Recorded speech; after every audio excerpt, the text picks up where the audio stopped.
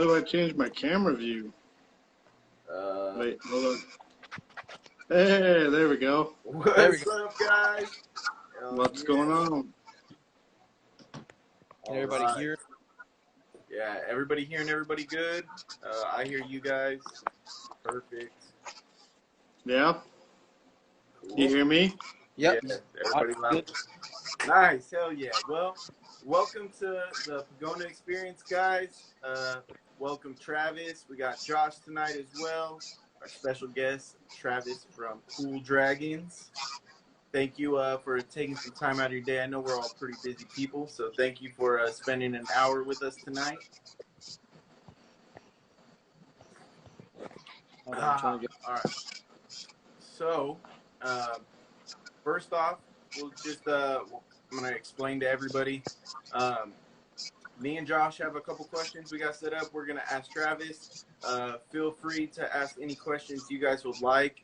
In between our questions, we will also bring in your guys' questions so that we're including the live chat.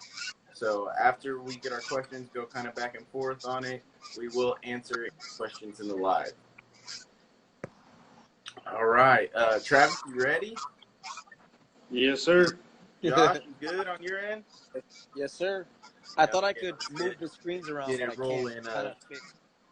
Josh has the questions as well. So, Josh, you got those handy? Yeah. Well, I mean, I kind of remember, so we're good. All right. So, let's roll with the first one. I'll let Josh start it off. So when it comes to Kuhldragons or like your brand, like where did all that like stem from, or like how did you get into it, like kind of thing? Into like making Kuhldragons itself? Correct. Or okay, a better question, like what made you get started in reptiles in general? I mean, like I've always just really loved reptiles, even whenever I was a kid. Yeah. And I didn't like to be home that often. It wasn't a place I liked to be, so I was always out in the desert.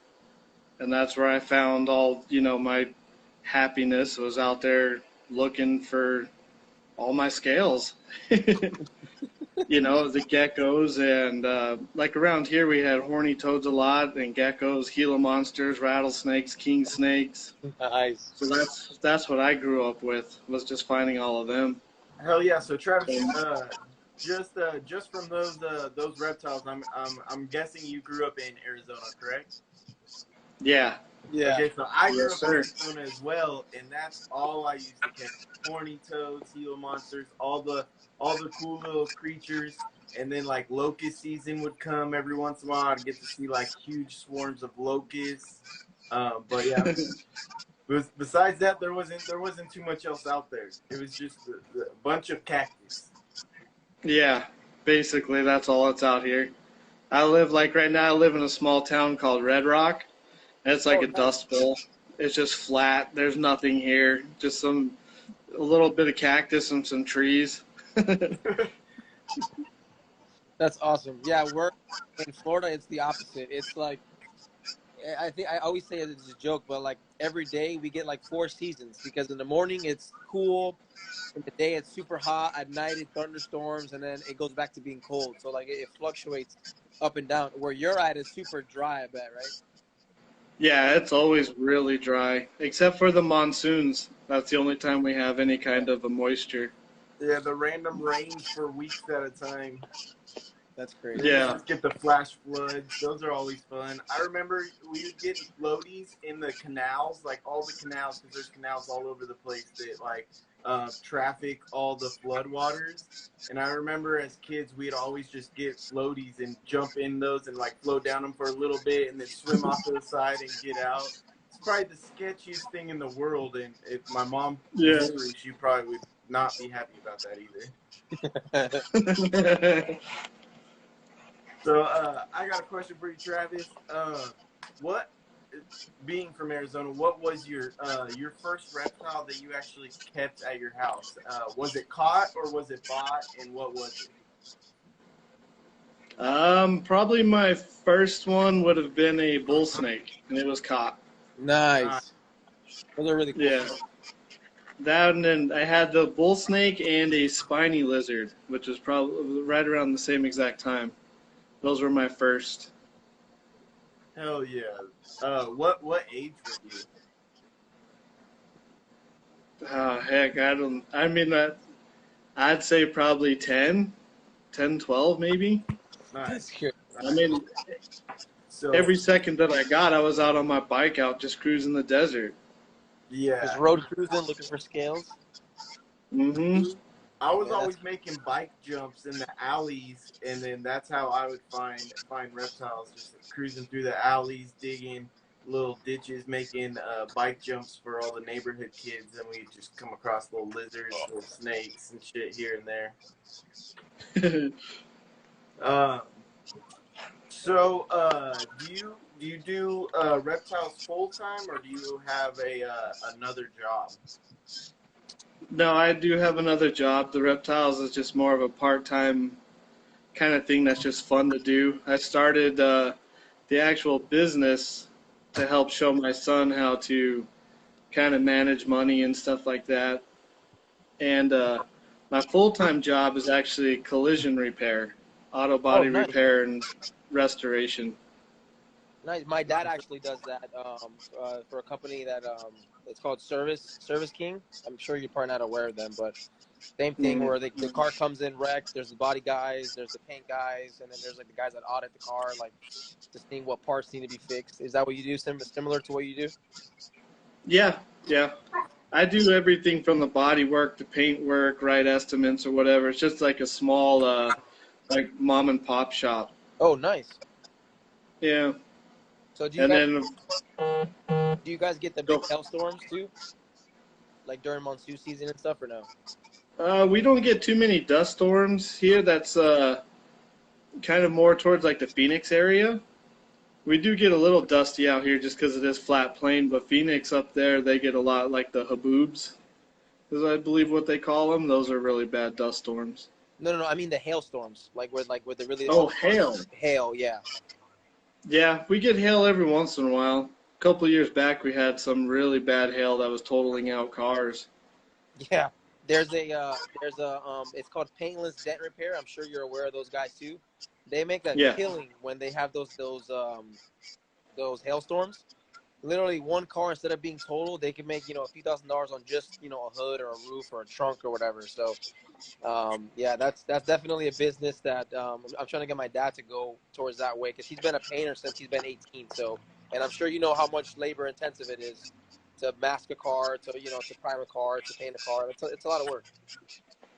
Oh yeah, I'm just barely pushing 40 and already have arthritis from doing it. Oh yeah, no, it's no joke. I did it for a summer, and I'm like, yeah, about that. Man, I haven't even hit 30, and sometimes my knees are killing me. But I mean, mine's just from probably lifting weights like the wrong way for so many years that like now I'm just beat to shit. So I worked my body 10 times harder when I was younger. For so many years. It was so many years. It's probably like 5 years that I worked out super hard, and it just wrecked my body. Now I gotta take it easy. Cool. I'll ask another question. So Travis, like looking at it from, I mean, obviously you said that you started the Kuhldragons kind of based off of to show your son like how to manage money or run a business. But where do you see Kuhldragons as a company in like 5 years? I'm hoping that in 5 years, I see it being as a good place for people to go and learn a lot about your reptiles and being able to get anything that you need for any type of reptile. Sure. And like kind of like the best stuff out there. Like that's why we really try to get into the Arcadia, because in my opinion, Arcadia is top of the line. For sure. And they're top notch for sure.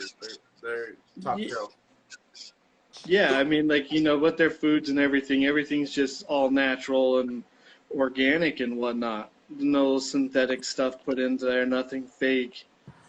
And I'm hoping that, and for reasonable price too, as reasonable as I can. No, for 'Cause, sure. I I mean, mean, I think you have great prices for the products you have, and your shipping is pretty fast. For like I said, Arcadia. Typically, Arcadia takes. I mean, I ordered one Arcadia bulb just to see how it was, and it took a month and a half to come in.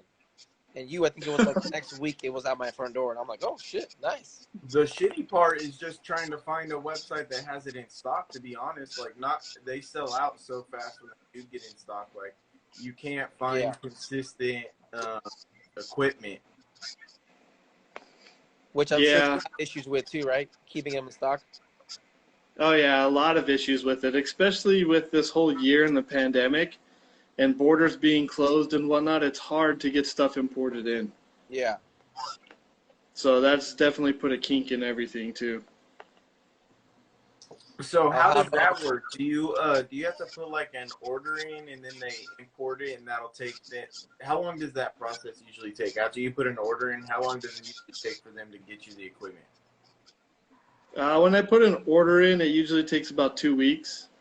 I have 2 wholesalers in the U.S. that we go through and 1 in Canada. Okay. So that with having all 3 of them, that's how we try to get stuff in as often as we can. Each one of them kind of provides a different part that we're allowed to get. Okay, so they take kind of some of the legwork out of getting it from overseas into the U.S. and then you just partner with them. Yeah.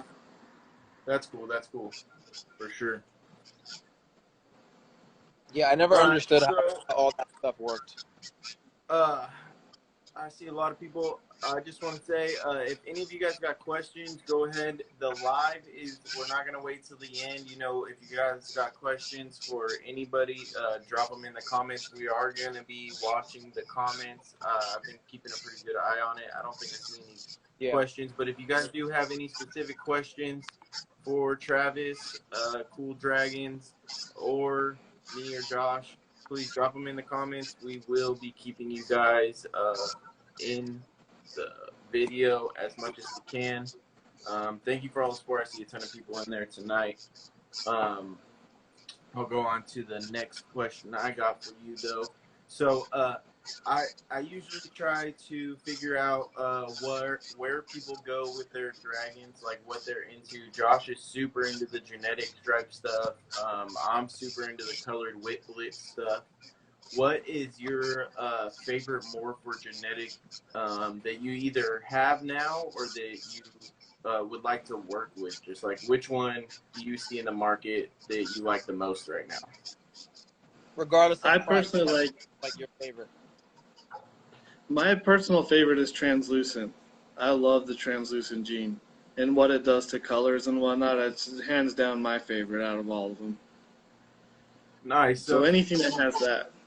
I was actually talking to Gary over at Central New York Dragon, and he kind of said like the same thing. Like he likes the more plain stuff, like not the crazy genetics, but just like the more classic morphs, the more basic stuff that just the stuff that messes with the color a lot. So is that what you like? More into the color? Well, I really like the color, and I like what the translucent does to the color. Yeah. Like to me, like your reds. If you have a translucent red, the red looks so much better, in my opinion, than yeah. So that's why I like the translucent so much.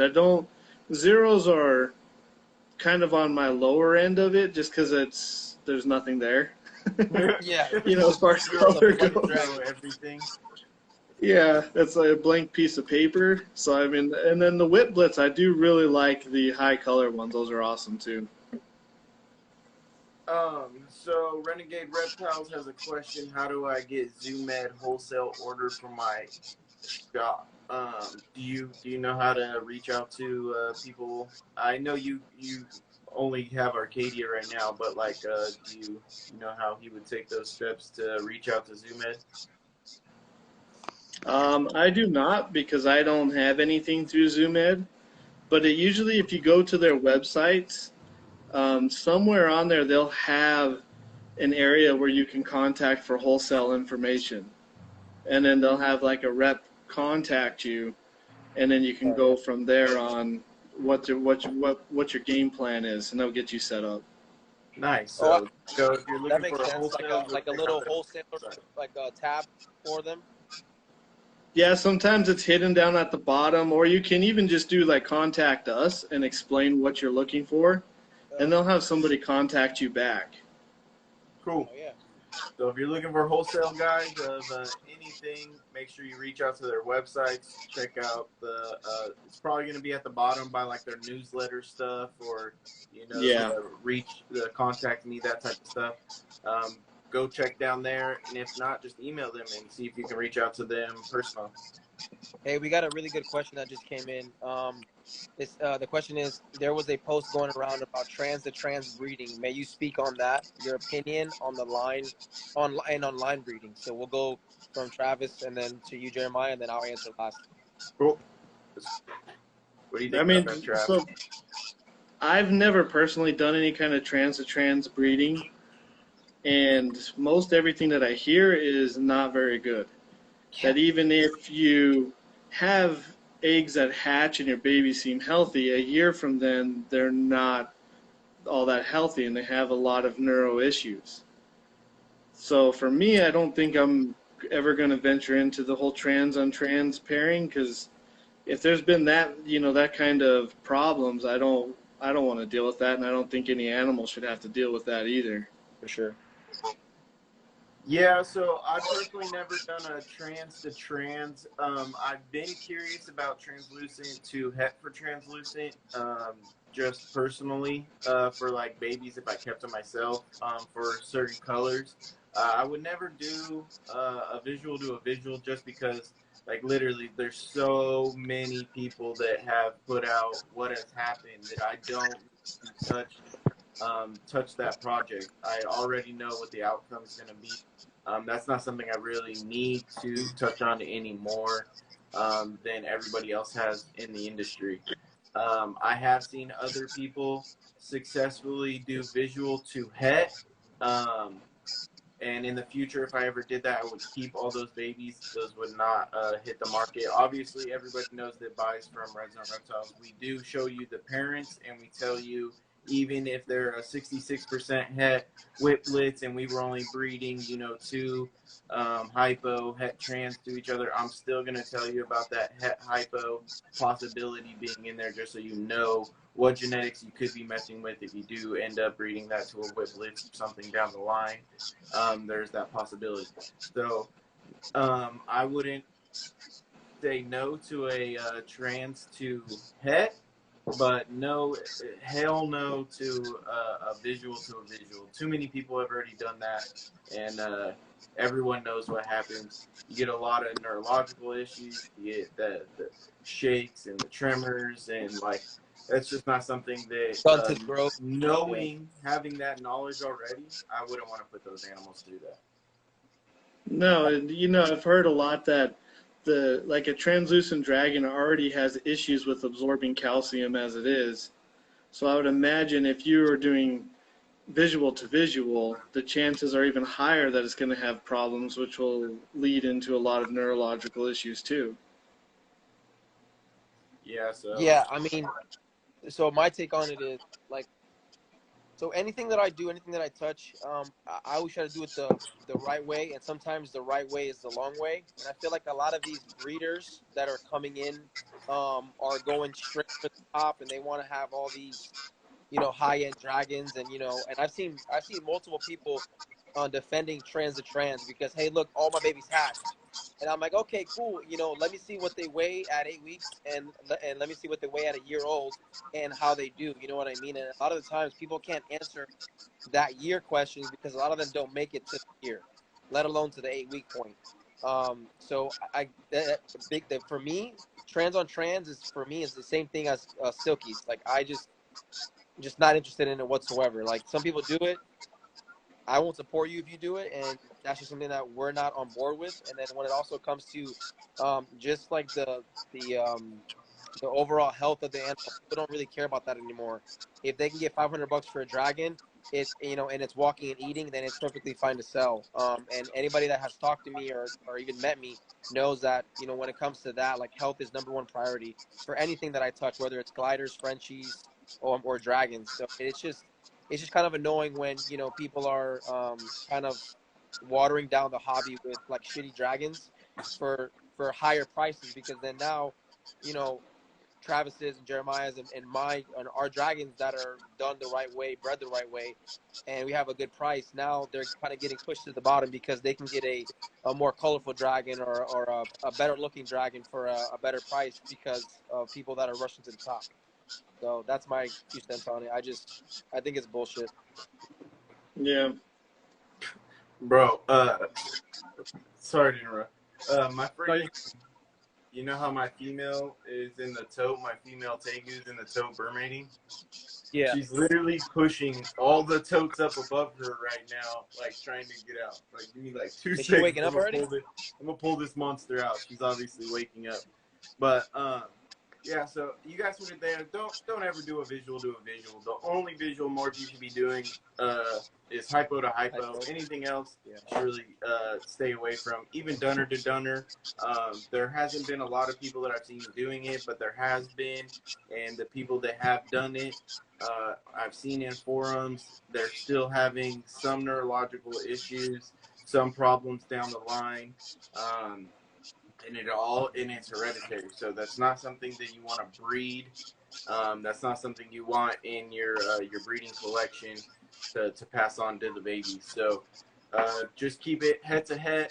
Some cases, I guess if you're doing your own heads and you think your bloodline is strong enough, you got double heads, triple heads, stuff like that, and you feel like your bloodline's strong enough to breed a visual to a head. That is something that I have seen success with. I don't disagree with it. It's something I also want to try myself later on down the line, after I've bred my own bloodlines for so long to get strong heads, and build up the genetics. So the whole point at the end of the day is you want to make the genetics stronger. You're not trying to weaken the genetic. You saw when translucent first came out, a lot of people were breeding trans to trans, and they were getting almost clear dragons all the way through, and they were just dying right away because their skin was so thin. That now you have this watered down gene that a lot of people are afraid to even breed at all. Well, I mean, my opinion when it comes to breeding like a dominant gene to a dominant, like let's say a Dunner or a G stripe. My thing is like, I like variety in any of my clutches or litters or whatever you want to call it. So when you breed, let's say Dunner to Dunner, you're just gonna get all Dunners. So yeah, I mean, if you're into Dunners, cool, but you know, wouldn't you want to have a little bit of variety? Because not everybody likes Dunners. You know what I'm saying? So, in my opinion, I think it's kind of like an overkill to do like a G stripe to a G stripe or a Dunner to a Dunner. Not saying because it's necessarily unethical, but I just think it's overkill. Like, you know, at least in my opinion, I'd rather have a little bit of diversity in the clutch rather than everybody be Dunner or everybody be G stripe. You know what I wanted to touch back on whenever you talked about the silkies? Yeah. And not, you know, whenever the first clutch I did, we had some silkies in it. And I don't agree with doing silkies either after that. Well, I just don't. Experienced it firsthand, right? Yeah, exactly. Yeah. There was like, some of them came out and there was no thriving with them whatsoever. Yeah. They didn't want to eat. They had, you know, they didn't grow. Yeah. And then there was only maybe 2 of them that came out good, and that was it. And after that point, I was like, I'll never do it again. Did you have to put lotion on them? Yeah. Yeah. Yeah, see, that's just, you know, you shouldn't have to help the animal that much moisturize its skin. Like, that's just unhealthy. Like, the scaleless ball pythons, like, I just don't think silkies were meant to be. And, like, when I'm breeding, like Josh said, getting a variety out of your clutch is usually what I shoot for, too. So if I'm going to have a Dunner that's, like, not a leatherback, a normal scale Dunner, I want to breed that to like a leatherback, so that I'm getting, you know, normal scales. I'm getting Dunners. I'm getting leatherbacks. I'm getting Dunner leatherbacks. You better not bite me in the face. But I've seen people where like it's been like a legit accident. You know what I mean? Where because I'm sure you guys all know what I'm talking about, where you have a baby or a dragon, you're like, damn, are you featherback? Or are you normal scale? Are you micro scale? Or you know what I mean? Where you're kind of looking at the dragon, you're like, damn, I don't really know. It's like you're kind of smooth, but you're kind of soft. You know what I mean? Like, so I get it where people make the mistake. But when people are continually to ask for silkies or want a silky, and don't get me wrong, I'm sure there's silkies out there that are solid, you know, that are the 10% that are literally units that have no problems or whatever. But 90% of them that I've seen or that I've experienced have all been like, I mean, they should be put down because they have zero quality of life. Their eyes are always low. They're very lethargic. They have trouble eating. They obviously their shedding is a nightmare, like all that stuff. But I'm And they sure, cut themselves on like everything, bro. You got to be like, yeah, they're like the yeah, translucent iguanas. They got the super thin skin. You got to be super yeah. careful Yeah. with them. Like, so yeah, unfortunately with the pet trade, you know, the reptile market and getting into morphs, some morphs are negative to the hobby, of course. And it seems like the cooler ones are the more negative ones. But like in this case with silkies, I don't think it's even a cool morph. Like nothing's cool that has to do with it at all. I think if no one ever did silkies, like no one would be sad. You know what I mean? The hobby Well, would. Yeah. I'm sure somebody will be sad because there are people that, you know, that's their thing with silkies. Like, which, hey, I get it. Like, you know, there's stuff that I do that people will be like, oh my God. But I don't know. I just think when it comes to like an ethical standpoint, it'd be one thing if, you know, like 80% of them were good and then the 20% were bad. But it's literally the opposite way. Like, you know, and you know firsthand like how they are. I've never had a clutch of silkies, but I've seen baby silkies and I've seen adult silkies, and both of them just don't look healthy. You know what I mean? Yeah, well, you know, they don't have the scales either to protect themselves from UVB either, whatnot. Yeah, So they get sunburns real easy too. that's hilarious. A dragon Yeah. that's in the desert gets sunburned. You know what I mean? That is Yeah. Yeah.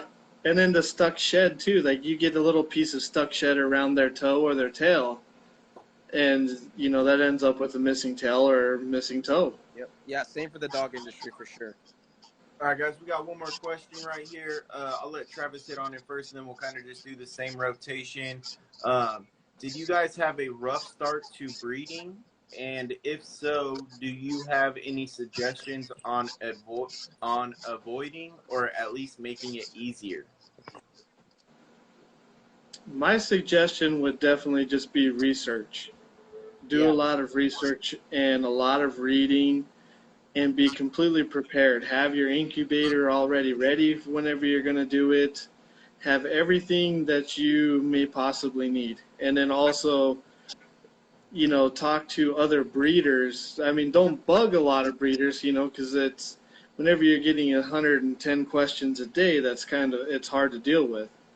And But make still them have a breeder. questions. I try to say this all the time. Sorry to cut you off, but make them educated questions. Don't come in like when he says read, go do some forums and stuff. Don't go to a YouTube video, watch one YouTube video, and then write a breeder and ask them like basic ass questions. Go do some Yeah. reading and some research, and then come to him with some educated questions so that he knows he's talking to someone that's you know, honest and real about the hobby, not someone that literally just looked this shit up and is trying to make a buck tomorrow. Yeah, they think that it's just because a bearded dragon, a baby sells for say $400. So I think, oh yeah, I'm gonna strike it rich whenever I freaking breed my bearded dragons. Well, it doesn't work that way. You almost make no money at all doing it. It's more of just passion. That's all that it is. It goes right back into the hobby. Yeah, exactly. I mean, like, even at the moment right now, the website itself really just kind of pays for the dragons and the babies we sell. They don't really put anything into our pockets. We just do it because this is what we love. Yeah, I literally sell my babies because I can't feed them all. Like, honestly, if I could keep them all and I had space, like, I would keep them all. But I gotta sell some of them, and there's a fair market value of, you know, all the hard work and time that we put into these animals, the electricity bills that we paid, you know, the bugs we bought, the calcium we dusted, the cages we cleaned. So that all adds up at the end of the day. we would like to at least get paid it back for that, you know. So not there's very few that are doing this full time and making money off of it. You see, all three of us have jobs, and this is a side business. And a business, I say that, you know, loosely because, like you said, mostly it pays for itself and it helps us bring, you know, more reptiles into our collection, learn more, and now educate you guys more. Yeah, exactly. For sure. So besides reptiles, do you got any other hobbies? I know like Arizona's pretty boring, but I used to go to the lakes every weekend, so I was pretty good at wakeboarding back in the day when I was out there. But you got any other hobbies you like to do out there? Not too much. I mean, really that I'm pretty busy with work and trying to keep up with the website and all the dragons and whatnot. And my son, he's turning 16 next month, and we're restoring a 68 Mustang for him. Nice. So I'm pretty busy with that too. Nice. That's a hobby right there, man. Everybody wants to know about that 68 Mustang. You know, don't be afraid to share some pictures on Instagram of that rebuild. No, yeah. Yeah, it's turning out pretty good. He's got it all stripped down now. And we're gonna do it all in flat black with some shiny racing stripes on it. Nice. And they got him an old 351 Windsor to put in there, Ford 9-inch in the back. I mean, he's gonna be set. Yeah, nice. That's sick. Hey, and I'm sure out there you guys have a lot of open roads. So. Oh yeah, plenty of them. Oh yeah, but you gotta watch out. Some of them are kind of like they're like this. You be going real fast, you start getting air on them. Yeah, I used to have an Subaru STI, Ooh, and it had a huge turbo on there. The thing was stupid quick. And I started to race one of the new Mustangs that were out, and we got caught up on one of those roads. Every one of those hoops, dude, you could hear the rev limiter hit because the tires were coming off. Oh yeah, it was freaking awesome. What happened to them? Hot Wheels status right there.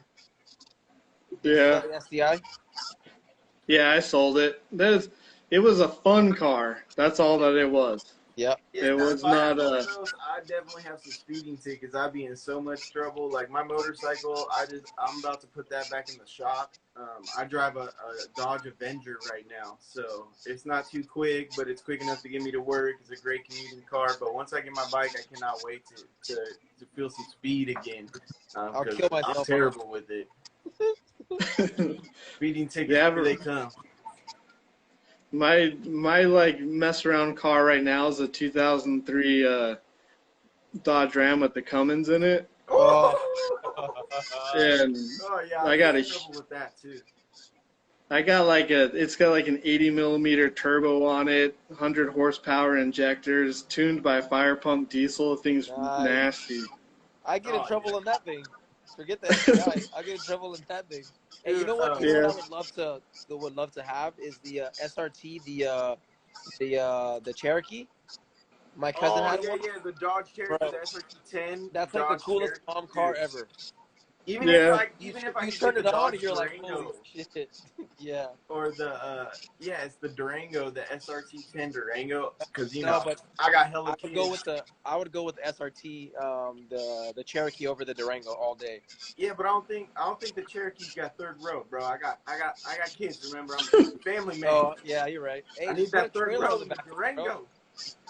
Yeah, my kids is huge, bro. My 13-year-old's like 260, 255, 260, and he's taller than me, bro. He's almost 6 foot tall already. He's a monster. That's crazy.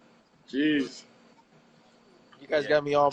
I drive a freaking Tacoma, the slowest truck in the world. But hey, they hold their value. So hey, that's Toyota's gonna last you a lifetime, bro. Toyota's it'll probably outlive me. If I could have got Toyota Sienna like van, I would have got that. But we got the Dodge Journey. Yeah, no, my Tacoma's not going anywhere for a very long time. But that's the only good thing about it. Slow as shit, absolutely. Yeah, my daily commute car is just a little Pontiac G6. That thing doesn't even get out of its own way. Hey, but it's good on gas, I bet. Yeah, it's good on gas, and my commute's about 40 minutes to work each day, so it works. That's Hell hilarious. yeah, that's sick. Look, we got everybody in the comments talking about talking about I want to About their cars. cars. Oh, bro, Honda Civics are cool, man. But when you want speed, you gotta step it up to that 6-cylinder. You know, I think you can drop a I think they're K20 4-wheel or a drive too, right? V20 The in your Type R's. Honda, and it'd be dope. Probably real wheel. Never mind. Hola from Vietnam. That's crazy. We're getting viewers from Vietnam. That's awesome. What's up, guys? Thank you for everybody supporting in the chat tonight. This is definitely going to be one of our most viewed videos already. I can tell we've had double-digit viewers the whole time. We have another question. And hey, man, by the way, you don't ask dumb questions. We're just talking in general. There's no such thing as a dumb question, and if it was dumb, we wouldn't bring it up. So don't worry. Somebody asked, what do you guys think of the Thunderbolt Dragon? I don't know no what that idea is. what that is. I believe that's the one that what is it, Red Beardy Labs over across the seas that he's doing. It's like a genetic stripe, but the sides of it are really dark. It's like genetic stripe and translucent together. Really? It's something that's new that's coming out. It looks awesome. I think Josh has And it's one called- of those Thunderbolts. Don't you got a translucent genetic stripe? Nah, she's a het. Oh, dang, you missed the Thunderbolt, bro. Yeah, you'd have to check it out. They look awesome. No, for sure. So if you guys are looking for like Chinese imports, Red Beardy Labs is like, they literally popped up out of nowhere probably like last year or the year before, and all of a sudden they got like crazy following, hella heat. Their bloodline, the monster bloodline's pretty crazy. If you're looking for that bloodline in the States though, Ruby and Prodigy Dragons, I think they both got their dragons from them. I could be wrong, but they look very similar. So even if they're not that bloodline, their dragons are dark. Also from Arizona. Ruby is also from Arizona. I want another beautiful dragon. I want to see all your dragons. I have my dragons posted on my website. I know Redzone has some on the way, and I don't know if Travis, you have any dragons available, or will you have some available soon, right? They're babies, right? Me? Yeah. We have a few clutches in the incubator right now. We do have a couple citrus ones, the citrus blue bars that we might be letting go soon. But for the most part, I don't have too many babies available. I just sold that citrus color stripe. They'll be shipping that off tomorrow morning. Oh no! You finally sold them?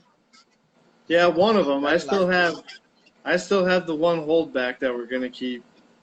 Nice. All right, Travis, I got one more question at least before the podcast is over, because I know you have those badass caiman lizards that me and Josh are both jealous of. Yes. In the future, what is a species that you see you working with at Kuhldragons that you don't have already? What is a species that you look forward to maybe getting your hands on? That would be Australian frilled dragons and water dragons. Yeah, that's a good pick. That's what I want too. I want some frillies. But Chinese water dragons or like Asian like no, Australian frill dragon. No, he said the Australian water dragon. Oh yeah, the water dragons. Okay, they got the black eyes. Optimum Reptiles has some badass ones. Yeah. Yeah, those things are awesome. At Optimum Reptile, super sick. Yeah, I think they're beautiful. If I had an enclosure, hey, you better not bite my toe. If I had an enclosure big enough for some water dragons, Australian ones for sure. Because I think the Chinese water dragons are green, right? Green. Yeah, they're green. Yeah, so the Australian ones are like gray and black and blue. They're beautiful. They're super cool. Yeah, they're awesome. What are they? I have no idea. I know the frill dragons are around. They seem to vary between 800 to 1,000 per. The frill dragon, yeah. The lowest I've seen a frill dragon is like, whoa! Don't be licking my toes. is like 800 for sure, and that was a pretty good price. Yeah. Those are super cool too. I want to get some frillies. I think frillies are super cute. I know I said cute, They but walk they so are. They're fun. awesome. They're like little They teeny. like hop around. They remind me of the little raptor thing that ate that dude in Jurassic Park 1 when he had the little canisters and they spit in his eyes, and like that just reminds me like who wouldn't want a miniature one of those things? Those are badass. Yeah, exactly. There was one on Optimum Reptiles where he had a video of him running bipedal with just the back freaking legs. Dude, it was so awesome. Yeah, they walk around. They walk around with like an attitude. It's Yeah. the world. I was watching Brian Barczyk's one of his. I don't even know if it was a recent one or not, but he was putting his Kuhldragons back together, and I forget the female's name, but the male is like Nova, and he put the female in there, and she like frills up on him, all thing crazy, and then he just like jumps on her and starts going to town. You know, it was breeding time. He's like, yeah, I'm not even playing. I was like, dude, these things are hilarious. And you see them when they feed, like they'll put a roach in their finger, and these things just come jump on their hands like a little sugar glider reptile. You know? Yeah. So they're awesome. For sure, something I want to get my hands on too. So that was a great answer there, Travis.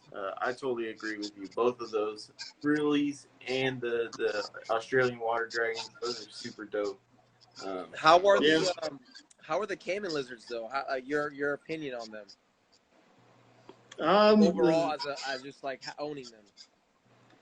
I like they're awesome as long as you're not like wanting a cuddle buddy. Yeah. Like they're not easy to tame at all.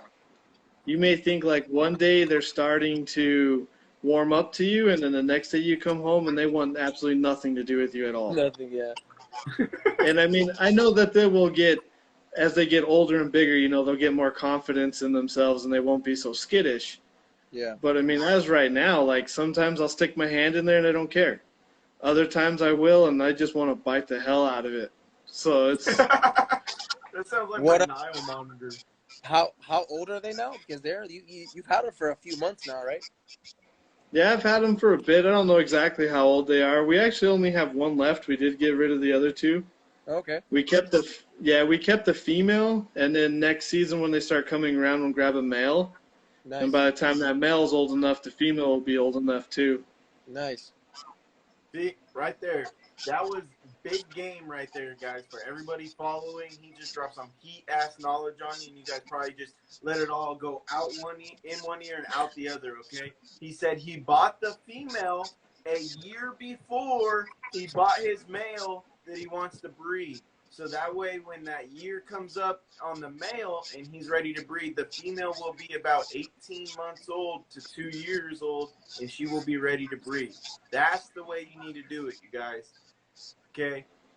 Big game yes, right sir. there dropped by Travis. And I bet most of you guys just missed it. So I'm going to rewind, you know, slow it down for you guys. Okay? Yeah. He bought the female a year before his male. That's how you guys should be doing it. Not breeding your females. You know, he's talking about caiman lizards, but really anything. You should not be breeding them, you know, at a young age. That's the worst thing you could do. Oh, yeah. You typically want, if you're going to breed a younger animal, typically the males are ready to go a lot sooner than the females are. Yeah. So they're both probably sexually mature enough, but the females still grow into their second year. So you could get a bigger female. She could produce more for you. She could produce, produce eggs easier on herself because she's not growing anymore. She's not trying to grow and build eggs at the same time and causing herself to have a calcium deficiency or any other type of deficiency. Because what people don't understand is when a female is producing eggs, if she's not consuming enough calcium, her body's going to start absorbing that from her bones. And then that's when you start getting into those bigger problems. And people right over their head don't understand that. That calcium's got to come from somewhere, guys. Usually it naturally goes to her bones and her body so that she can, have a strong bone structure.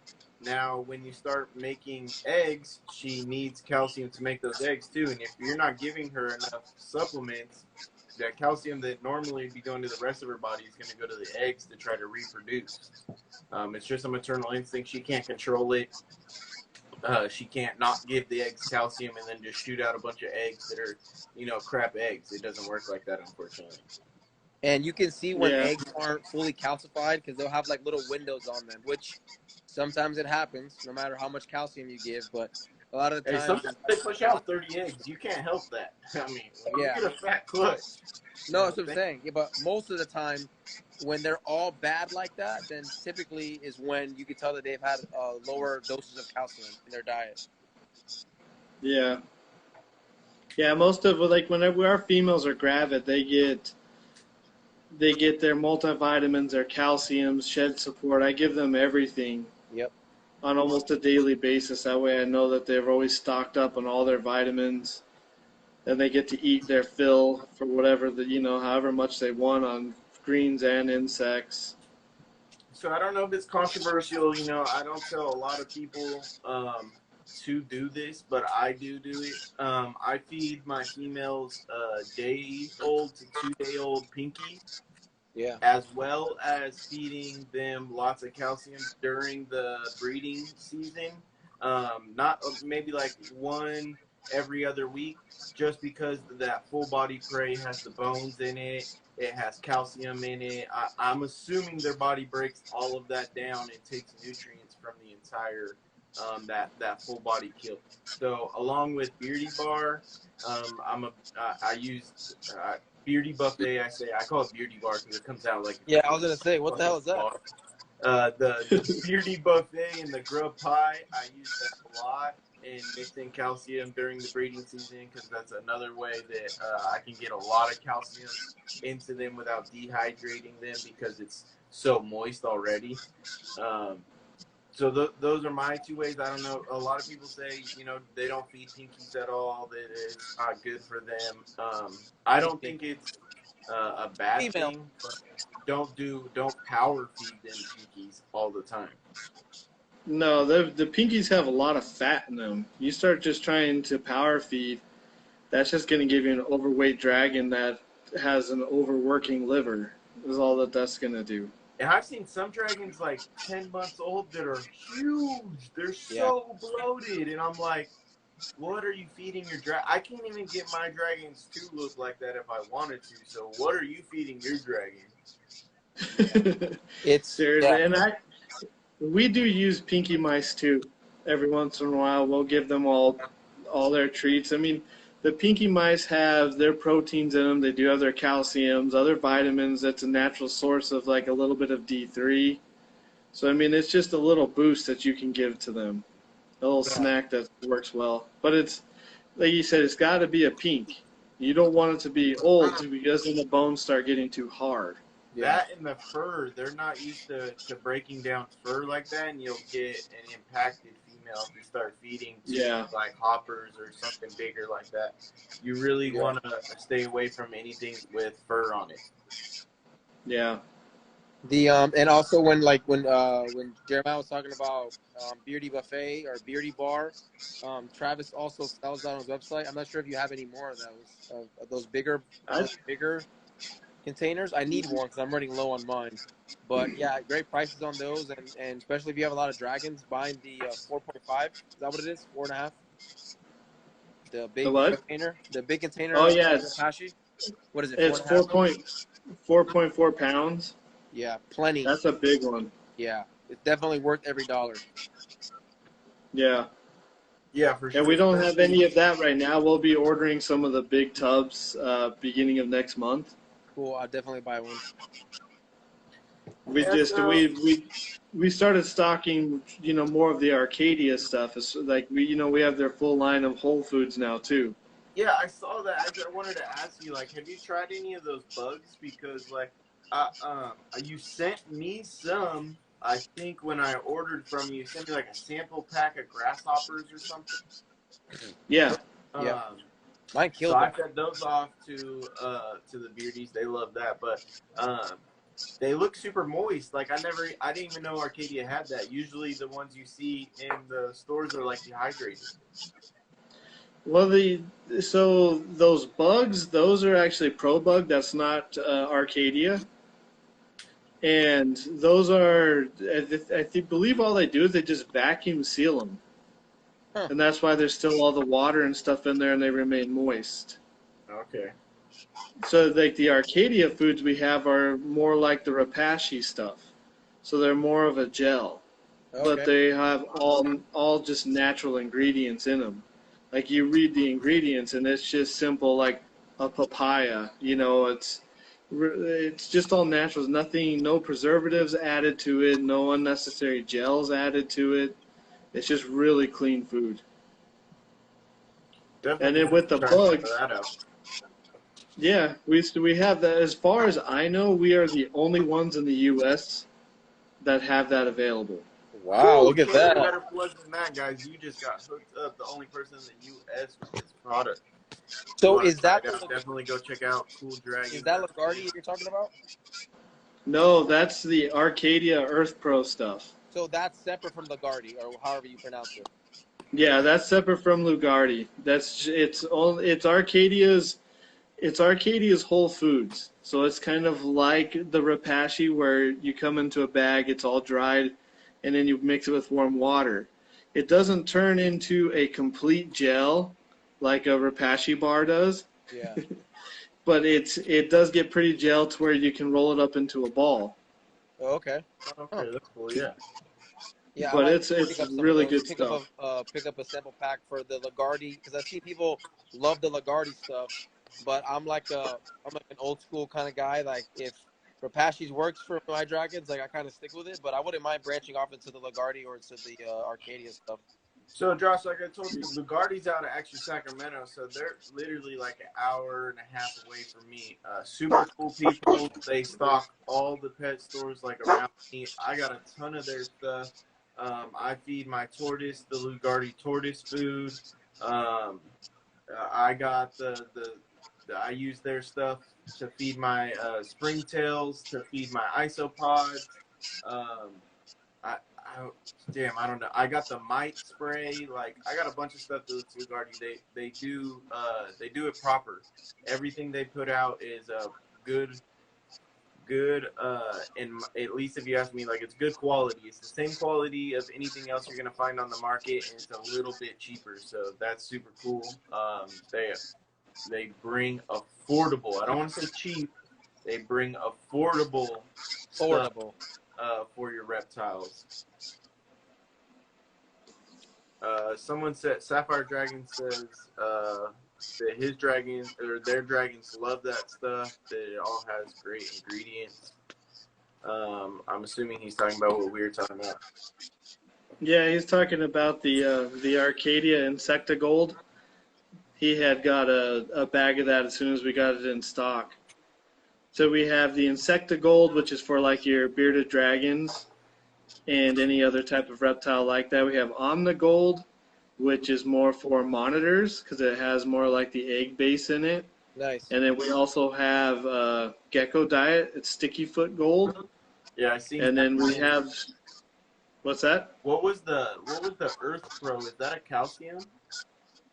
It's all Earth Pro line. All of their supplements and their foods and everything is their Earth Pro line. Oh, okay. But so there is supplements though. They do have supplements along with this stuff.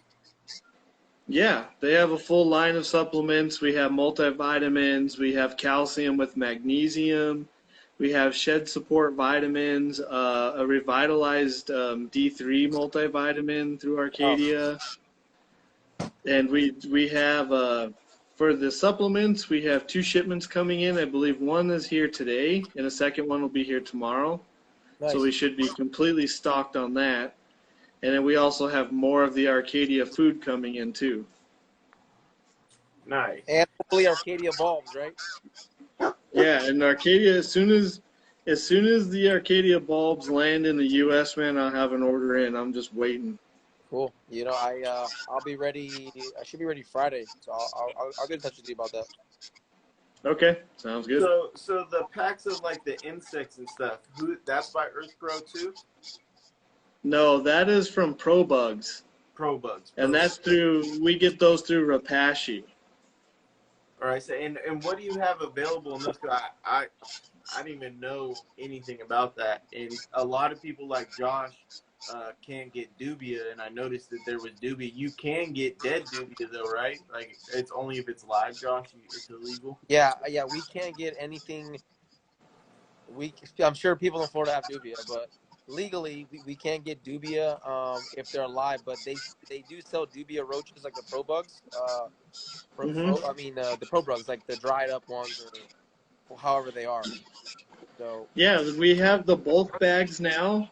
So the Dubia Roach has about 180 dubias in it for $24.99. nice. And they're going to be about medium size. And then the grasshoppers is $14.99, and that's about 80 grasshoppers. And the silkworms are also $14.99, and those are around 80 to 90 silkworms. So for all you people that don't like the live bags, what's that? Those are like vacuum sealed, like the regular pro bugs, right? Yeah. Wow, they're just in a huge bag. It's not a bad deal at all. No, it's actually a pretty good deal, and it's something that, in my opinion, if you have a good amount of reptiles, you should always have on hand just in case. Well, for us, like hurricanes, like whenever we get hurricanes, all the stores around us get shut off, and obviously my house is ran off with like a big generator, so all the lights are on, but then you can't get any feeders. So those would be like perfect for like those situations where you don't have access to fresh shipments of bugs. You know what I mean? Yeah, exactly. They have a shelf life. With all that cold front and everything, you got a huge shortage of bugs anyways. Like I'll tell you right now, it's hard as fuck to find bugs. That's a perfect option. The shelf life on them is like unopened is like 2 years. Oh. So I mean, it can sit there in case of an emergency. Yeah. Yeah. And then after you open the bag, as long as you keep them in the refrigerator, they last a week. That's but as soon as I open the bag, it's gone that day. Oh yeah, that's the same here. If I open one of those bags, they're gone. Yeah. I'm pretty sure out of like the 60 reptiles I got, I'd be able to feed off a bag. Do the caiman lizards eat those, the pro bugs, or no? They're kind of finicky with their snails and stuff. No, yeah. Whenever they get the snails, that's all they want, the snails.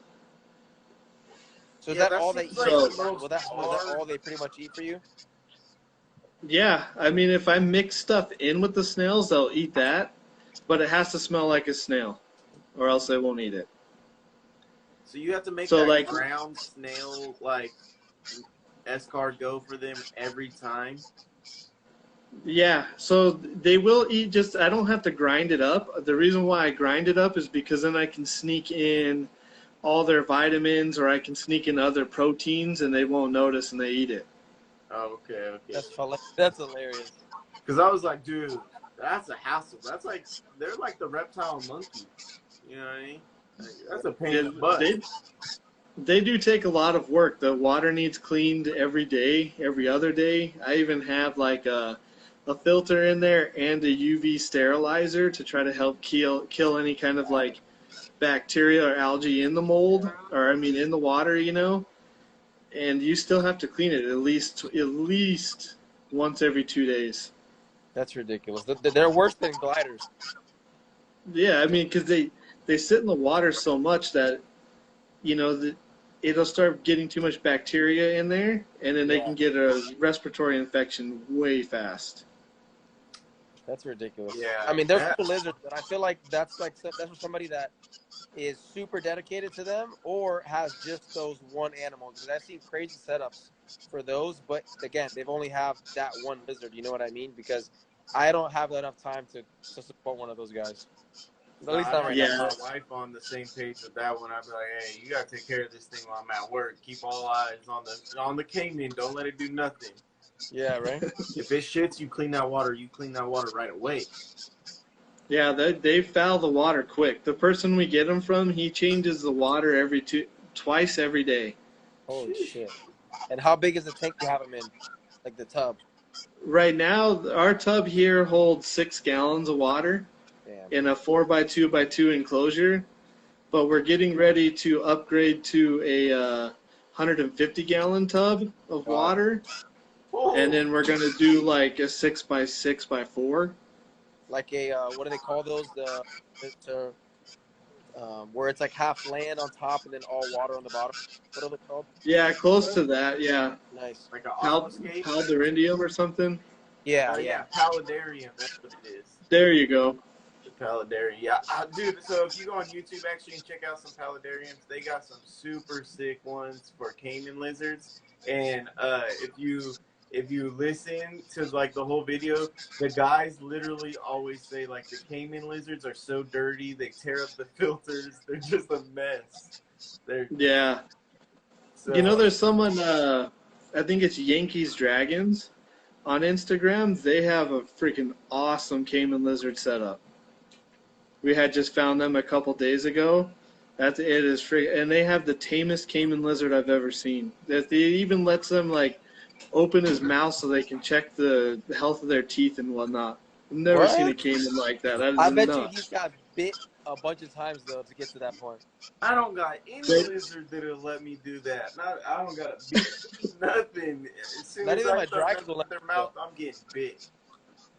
It said it took almost took them 2 years to get him to allow him to do that. Oh yeah, I bet. How much? Yeah, no. If they can crush a snail's shell, there's no way I'm sticking my fingers through. They are gonna smash my fingers. Yeah. At least once or twice doing that. And after the first time, I'd give up. I'd be like, yeah, we don't need to do this trick no more. Yeah. Right. Yeah, I've only been bit by him once, and I had a pair of leather gloves on, a pair of leather like welding gloves, and even through there, the leather gloves, I could feel that freaking bite. That's ridiculous. Yeah, even bearded dragons, like, I get nipped every once in a while by my bearded dragons missing the greens, and some of the adult males, man, they can really chomp, like, pretty damn hard.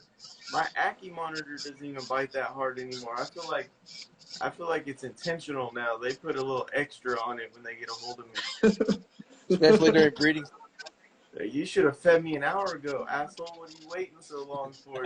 Yeah, seriously.